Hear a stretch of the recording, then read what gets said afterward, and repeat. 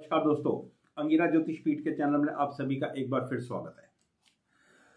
दोस्तों, दिल्ली के विधानसभा चुनाव पर हम एक छोटी सी सीरीज शुरू कर रहे हैं और आज इस सीरीज का तीसरा वीडियो है आप लोगों के सामने। आज हम बात करने जा रहे हैं भारतीय जनता पार्टी की। भारतीय जनता पार्टी का विधानसभा 2025 के चुनाव में दिल्ली में कैसा प्रदर्शन रहेगा, इस बात पर आज हम चर्चा करेंगे। दोस्तों, 6 अप्रैल 1980 को भारतीय जनता पार्टी का स्थापना दिवस है। जो कुंडली बनकर आती है वो आती है मिथुन लगन की और वृषभ नवांश की। बात करेंगे दोस्तों कुंडली के अंदर चलने वाली दशाओं की। दशाएं कुंडली में हमेशा बहुत इंपॉर्टेंट रोल प्ले करती हैं। आपको जब भी कोई भी इवेंट देखना होता है तो जन्म पत्री तो वैसी ही रह जाती है, लेकिन ट्रांजिट ग्रहों का कैसा हो रहा है, गोचर कैसा हो रहा है और दशाएं कौन सी चल रही हैं, वो आपको रिजल्ट देती हैं। तो दशाओं की बात करें तो चंद्रमा की महादशा, बुध का अंतर और बृहस्पति का प्रत्यंतर चल रहा होगा जिस वक्त 5 फरवरी 2025 को चुनाव हो रहे होंगे। ट्रांजिट की बात करें तो 2 मेन प्लैनेट होते हैं, बृहस्पति और शनि। ये दोनों प्लैनेट बहुत इंपॉर्टेंट रोल प्ले करते हैं डबल ट्रांजिट के फॉर्मूला के अनुसार या नियम के अनुसार। शनि का ट्रांजिट कुंभ राशि में भारतीय जनता पार्टी के 9th हाउस में, यहां से ये 11th हाउस को देखता है, 3rd हाउस को देखता है और छठे घर में पड़े हुए भारतीय जनता पार्टी के नीच के चंद्रमा को देखता है। बृहस्पति का ट्रांजिट 12वें घर में वृषभ राशि में शुक्र के ऊपर, शुक्र 12वें घर में ही बैठा हुआ है और वहां से 4th हाउस को देखता है। ये एक बहुत इंपॉर्टेंट फैक्टर है। 12वें घर से बृहस्पति छठे घर को देखता है जहां पर चंद्रमा बैठा हुआ है और 8वें घर को देखता है जो स्ट्रगल को दिखाता है। बृहस्पति और शनि का दोनों का डबल ट्रांजिट चंद्रमा के ऊपर हो रहा है जो इस कुंडली का नीच का प्लैनेट है।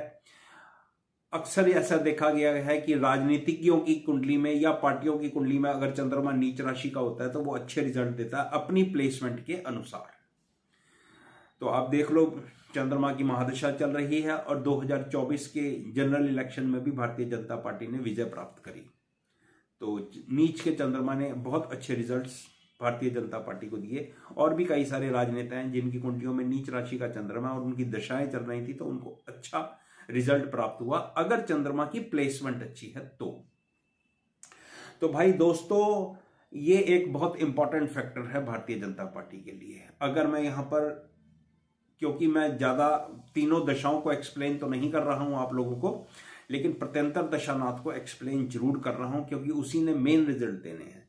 यहां पर प्रत्यंतर दशानाथ को देखते हैं तो वो बनता है बृहस्पति। बृहस्पति कुंडली का 10th हाउस लॉर्ड है, मतलब समवेयर दिस वे या दैट वे अथॉरिटी तो मिलने वाली है। इस दशमांश कुंडली के अंदर डायरेक्ट लेकर चल रहा हूं आपको दशमांश कुंडली पर, D10 चार्ट पर। वहां पर बृहस्पति दशमांश कुंडली का मकर लगन है, वहां पर बृहस्पति और बुध दोनों ग्रह 10th हाउस में बैठे हुए हैं और 10th हाउस लॉर्ड जन्म के समय दशमांश कुंडली में एग्जॉल्टेड है। तो जब एक प्लैनेट 10th हाउस से कनेक्ट कर जाता है तो आपको अथॉरिटी मिल जाती है। तो इन सब बातों का क्या मतलब?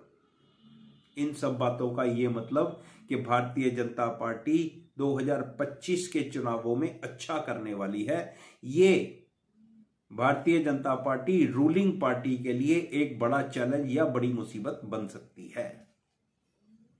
इस कुंडली को थोड़ा और आगे एनालाइज करते हैं 5 फरवरी पर चल के। 5 फरवरी के दिन होगा भाई साहब बुधवार। उस दिन बुधवार होगा और जो बुधवार का जो लॉर्ड है, मतलब डे लॉर्ड है, वो बनता है बुध और मरकरी उस दिन ट्रांजिट कर रहा होगा अस्त स्थिति में कुंडली के 8वें घर में। अब ये वाली स्थिति डे लॉर्ड की भारतीय जनता पार्टी की कुंडली के अंदर अच्छा नहीं है क्योंकि बुध डे लॉर्ड भी है, बुध इस कुंडली का लग्नेश भी है। अब ये वाली स्थिति भारतीय जनता पार्टी के लिए पंचांग के हिसाब से ये ठीक नहीं है। और चंद्रमा को देखते हैं तो चंद्रमा 11th हाउस में है, ये अच्छी स्थिति है। चंद्रमा का 11th हाउस में ट्रांजिट करना ये स्थितियों को अच्छा बनाता है। और चंद्रमा का राशि लॉर्ड देखे हम मंगल, तो वो लगन पर ट्रांजिट कर रहा होगा। तो कुंडली के अंदर जो दशाएं दिखा रही हैं वो अच्छी स्थितियां दिखा रही हैं, और जो पंचांग को देखते हैं और डिस्पोजिटर्स को देखते हैं वो वाली स्थितियां बहुत पॉजिटिव नहीं है। तो कुंडली के अंदर एंड में हमें जवाब देना हो तो हम क्या जवाब देंगे? तो जवाब ये देंगे भाई, मरकरी लग्नेश है, 8th हाउस में है, अस्त है, कोई बात नहीं।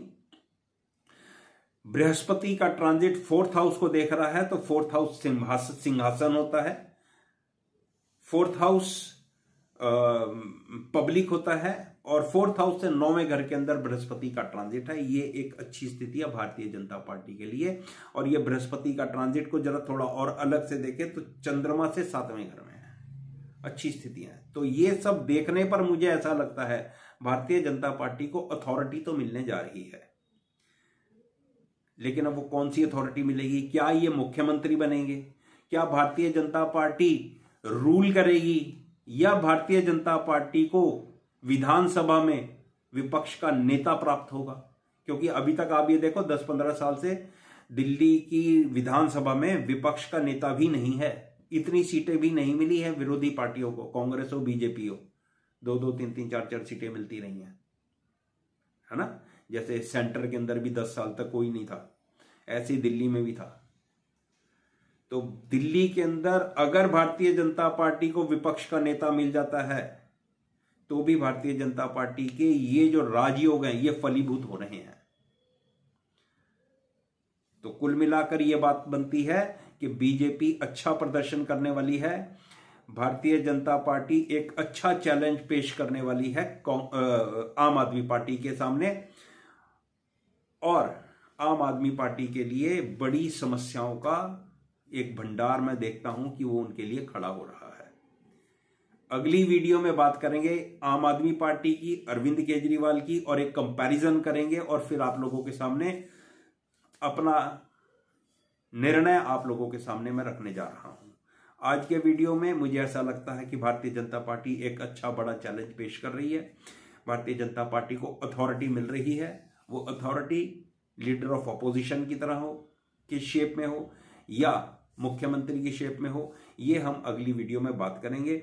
मेरे पास सिर्फ बीजेपी की कुंडली है, भारतीय जनता पार्टी के अध्यक्ष की कुंडली नहीं है, और किसी बड़े नेता की कुंडली नहीं है, जिससे मैं आपको आज ही बता देता कि ऐसी संभावना दिखती है। तो भारतीय जनता पार्टी का रोल बड़ा होने वाला है विधानसभा के चुनाव में। ये मेरा छोटा सा आकलन, छोटा सा अनुमान भारतीय जनता पार्टी की कुंडली पर। आशा है आप लोगों को पसंद आएगा, और जो लोग ज्योतिष सीख रहे हैं उन लोगों का ज्ञान बढ़ेगा। वीडियो पूरा देखने के लिए धन्यवाद।